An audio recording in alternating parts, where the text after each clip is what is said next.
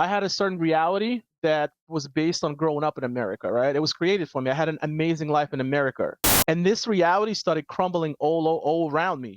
Me and you join the army, we want to go to the Rangers, we police, firefighters. Now it's like that's toxic masculinity. The government and the officials are letting it happen, and they encourage it as well. The law and order went out the window. My values did not align with the values of the country anymore. That's what it came down to. And I didn't see my future there.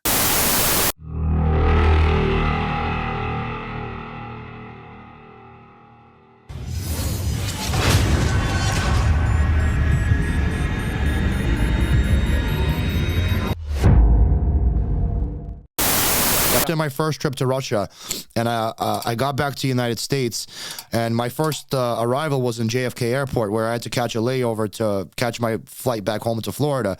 And immediately, I had this overall sense of doom and gloom, and just this wave of depression hit me, because I was looking around.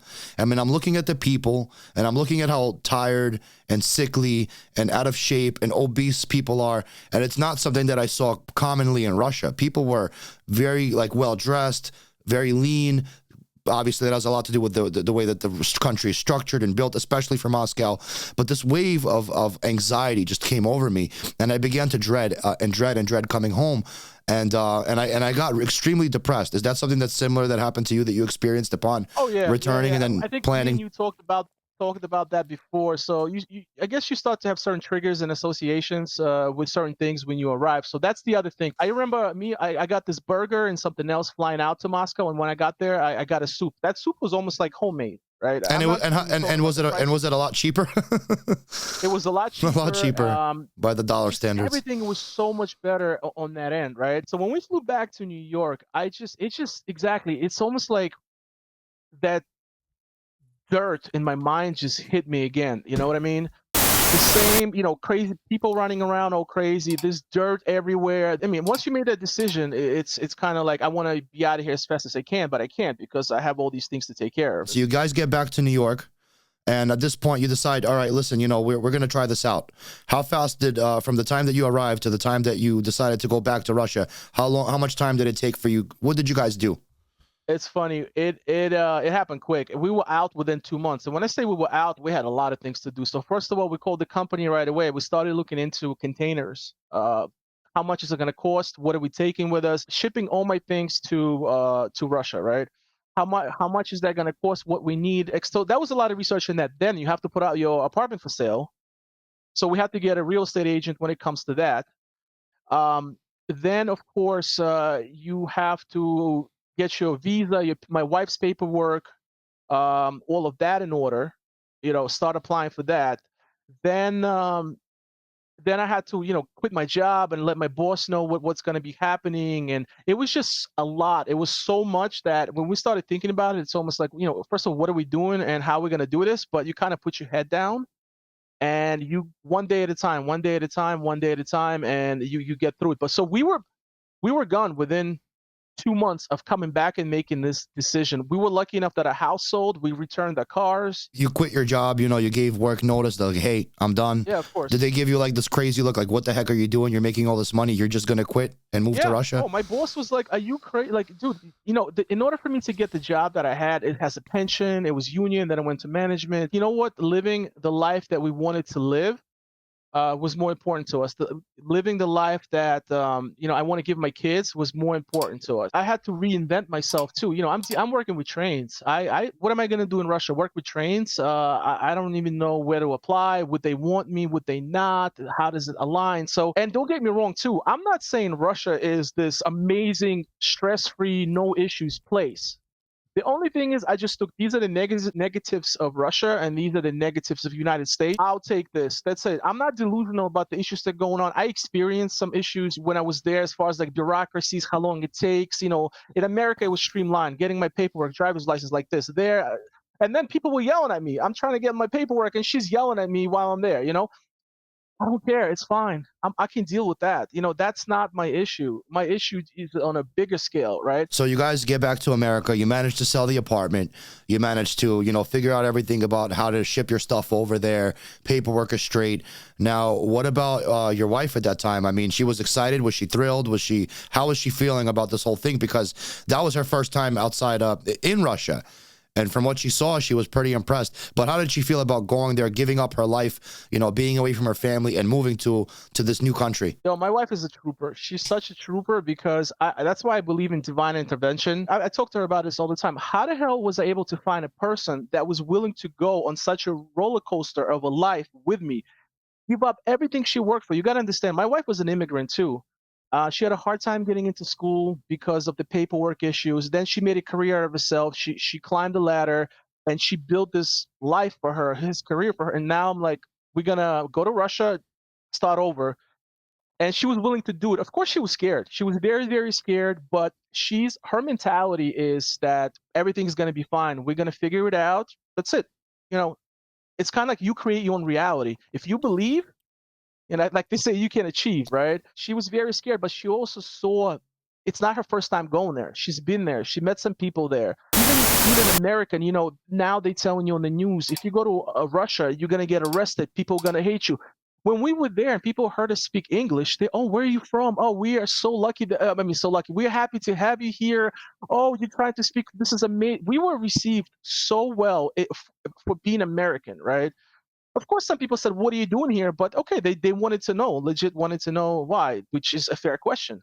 Just like Americans say, "Why are you going there?" So it just shows that the information that we're being fed from both sides is really you have to go and find out for yourself. Absolutely. That's it. So the 2 months flies by. You guys get everything together, and you end up going back to Russia. Take it from there. Tell us what happened next. So the first 6 months, we were just basically decompressing. You know, it was like it was almost like a honeymoon period where everything we do is like, oh, this is amazing, this is amazing, this is amazing, everything is brand new, right? Everything is amazing. And then once the honeymoon stage was over, we of course were like, okay, what do we do now with that job? And would you mind would you be able to tell us what part of Russia did you guys move to? Yeah, we moved to Crimea. So 6 months there. You know, you guys were kind of just decompressing, like you said, readjusting, getting your things in order over there, getting situated. And so what happened after that 6 months passed? Well, then the whole situation began, as you know. Of course, my wife was very scared. It's not even us, because we were there. We were like, okay, things are going on, but you don't really see it, at least back then, right? It's more what made it worse for her, especially, is her family and our friends outside of Russia. Her parents said, I don't feel, that you're safe there, all these different things. And it bothered her for a little bit, but then she kind of was like, I see where I am. Coming back to the United States was not an option. Actually, I think I told you that privately. I just got a job offer, a very good one in the United States that I had to refuse because that's not our path. I'm a believer that once you choose your journey, you got to go with it and forget the past. You got to keep going. To me, it seems like no amount of money now for you that could be offered to you, what any kind of company or job is worth to you, what you would have to endure, the things that caused you to break down and kind of dilute yourself in the first place, mentally, physically, and you don't want to go back to that. We all people that are making these big life decisions, especially at this point in our lives, we're a little bit older, we have a lot to give up, right? What if I'm making the wrong decision? What if I give up everything, I go back and I don't like it? What then? Thankfully, like I said, I wasn't delusional going back in the sense of like, I'm going to have no issues, but me and my wife both being immigrants or just being so fed up, I don't care about the little things there. But the thing that really solidified everything, we were there for a year. And honestly, it was everything and more than what we expected. I say that to people that ask me, I lived more in the last, what is it, like 3 years now? 3 years. I lived more. 2 years. 2 years. I lived more in the last 2 years, let's say, right, than I lived in the last 10 years. I was not living in America. I was living in the future. Basically saying, I'm going to do what I want to do when I have that, and that's it, right? Because now I have to hustle. Right now, dude, I have so many uncertainties. I'm still working on getting a job. I'm changing my qualifications. My wife, you know, she's a teacher. She's good. She has a job. She's opening her school. But we have a lot of uncertainties that we did not have in the United States. I mean, and these are the same uncertainties that people leave Russia for. Right now, I will take all the uncertainties in my life with the life that I have being there and the way it was. Then going back to the security that I had, but I'm not living. So you had the comfort, you had the security here in the United States, and even though you didn't really have a solid concrete plan or maybe even the most stable form of income when you were in Russia, you felt more alive than ever. One of the first things we noticed, it's very, very family oriented in the sense that parents take their kids everywhere. You know, there's just anywhere you go. Like if we're going out on a date night at 8, 9 o'clock at night, there's kids everywhere. Parents with it wasn't like that really where in Brooklyn where I was from, or even going in the city. And it was also like it's more like the kids are a burden, while their kids more integrated in society. Now, of course, we went to the beach, we explored, we were out in in the wild. You can argue though that you can do the same things in the United States, and you can. United States is a beautiful place, but the mental state just does not allow you to do so. And one thing I realized eventually though is that happiness is not a place. You have to find it within you. So some people can go back to Russia and be just as miserable and hate everything. You have to change your mindset, right? But I would not be able to do that by staying in the United States. I was blind to all of that. So the change in scenery was exactly what I needed to continue, finding myself and getting away from the negative mentality that I created there. My negative mentality and just my outlook was forged at my old job.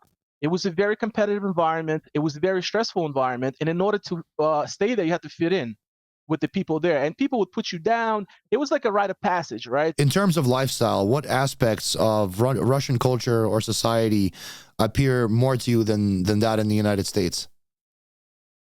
You know what? I feel like it's I need to choose my words here to basically describe how I feel, but it's simpler. It's simpler and more genuine. That's how I basically want to say. So, for example, we have this ongoing joke with my wife. Like when we are shopping in Russia, so somebody bumps you, somebody, they don't say sorry, excuse me, nothing like that, because it's known. He's not trying to offend you. It's like part of the culture. It's normal. While in America, everything is excuse me, all of that, right? But to me, and I actually didn't realize that until I moved to Russia, that sense of it's not sincere what's happening in US. People ask you, how are you? As soon as you start telling them, like, oh, I gotta go, in Russia it might be the same thing, but I'm just using different examples that even the bad things in Russia, I appreciate them more for the sincerity and for the authenticity. But even in Russia, like you don't really say, hello, how are you? Здравствуйте. Basically, it's almost like in America, you also say hello and keep it moving. How are you is so prevalent. It's so prevalent that there's other aspects of the American society, they are there just as like, they're fake in a way. And the people that are doing it, they're not intentionally being fake to you. They just kind of programmed to act this way. So when you ask me, how are you? I'm technically programmed to not tell you I'm okay. That's it. That's how it's supposed to be. If you saying, oh, this isn't it, you're going off script. There's like this soul connection. My parents, growing up in America, they always, tried to preserve the Russian culture in me. And my mom talked about soul, the Russian soul. And I it didn't resonate. Well, what? Mom, okay. Later on in life, it all came back to me. That's the crazy part, man. I wasn't seeking it. It kind of found me and it came back. And now when I speak to people, there's literally more complexity to every interaction, even the simplest ones. And again, I'm not trying to say, talk bad about people in the United States, especially my friends that are there and amazing people that I've met. But overall, as a society, it's just hollow. It's lacking something. There's no substance there anymore. People aren't really looking out for their fellow neighbor, their fellow friends. I mean, everybody's living in this bubble, I feel like. Even when during the holidays, there's no sense of togetherness anymore. Families have been broken apart, separated by distances. People are too busy working. More people are working more and more jobs, more and more hours during the week. Kids are going without seeing their parents. Daycares are making a lot of money. So yeah, there's a lot happening here. And there's nothing being done to bring that back. The only thing that's being done there that I see is creating more division. You know what I mean? And people buy in. You don't have to buy into that, but people choose to, and it's not getting any better. So my thing is, if America was the way it is, but I saw the light at the end of the tunnel, it's getting better, there's hope for it, I would be like, okay, I'm here. You know what I mean? But the fact that I just don't see any future for me, I'm speaking for myself. Anyone that thinks, you know, their life in Russia is bad or anywhere in the world is bad, I always tell, please go and make your own decisions. And see it for Because what I yourself. want You have to see it for is yourself. Very different from what you might want. But you briefly mentioned that you're not in Russia now until you get some paperwork issues, legal issues sorted. But you plan on coming back, and what that leads me to ask you. To come back. Absolutely. And so, as you embark on this new chapter, what advice would you give to others considering a similar move now? If you're even slightly thinking about it, do it. Trust me, because the regret you might suffer is going to eat you alive. And you know, you don't have to know where you're going, how the thing's going to turn out. You don't have to know where you're going to end up. Just start walking. The paths will open up, because that's exactly what happened with us. We took a plunge, and despite all the difficulties, it's hands down the best decision we've ever made. We still have a lot of things to sort out, but I'm living life. I'm enjoying this. And anyone, if you're thinking about it, just do it. I would definitely not take that advice with a grain of salt, because this is what me and my wife are trying to do now too. We're trying to get there as well. We have a 1-year plan, but we're absolutely working it and working on it. And you know, as far as a lot of people have been contacting me recently, especially based on the feedback I've gotten from my last few videos, and have been sharing their stories. And it seems like there's a lot of people now that are waking up, people who have immigrated from Russia to the United States at a very young age, like we did, who are now, you know, considering, or at least giving it some thought about going there to see it again, or even potentially moving back. So Alex, it was amazing to have you on this podcast here today. I'd love to have you back again as a guest to tell us more about your story, so we could follow up on you and the viewers can absolutely find you. I'm going to link your channel down in the description below, so I encourage my audience and my viewers who are interested in Alex's story to go check out his channel, subscribe to him as well. If you guys enjoyed this type of content, please leave a thumbs up on this video. We also created a Telegram group as well. The links to that will be in the description below. We have a very active community chat. The community is growing, and we'd love to continue meeting everybody and seeing it grow more. Alex, once again, I want to thank you for coming onto this podcast, sharing your story. I think it's very unique, very interesting, and it's something that needs to be heard. Do you have any final words for the viewers? Also, when I was making my move, I was following someone like me that kind of, you know, made me brave enough to do it. So if anybody wants to reach out, anybody just needs somebody to talk to, feel free. And also I have a lot more stories to share. So awesome. Don't hesitate. Awesome. But the last thing I will say, that I want to emphasize this. I've been where you are. And I'm also a year, 2 years later. The only thing you guys have, we all have, is now. That's it. Yeah, because tomorrow's never promised or guaranteed. Absolutely. Alex, I thank you once more for being on the show. Take care, everybody. It's been a pleasure. Take care, guys.